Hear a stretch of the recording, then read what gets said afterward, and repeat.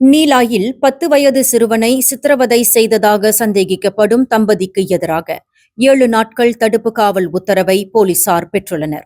அச்சிறுவனின் 30 வயதான தாயாரும் 22 வயதான வளர்ப்பு தந்தையும் வரும் ஜனவரி 14ஆம் தேதி வரையில் தடுப்பு காவலில் வைத்து விசாரணை செய்யப்படுவார்கள் என நீலாய் போலீஸ் தலைவர் ஜொஹாரி யாஹ்யா தெரிவித்துள்ளார்.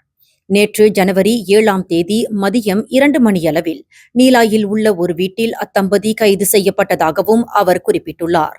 உணவு விநியோகம் செய்யும் நபர் ஒருவர் சாலையில் உலவிக் கொண்டிருந்த அச்சிறுவன் குறித்து போலீஸ் புகார் அளித்ததை தொடர்ந்து இந்நடவடிக்கையானது மேற்கொள்ளப்பட்டுள்ளது.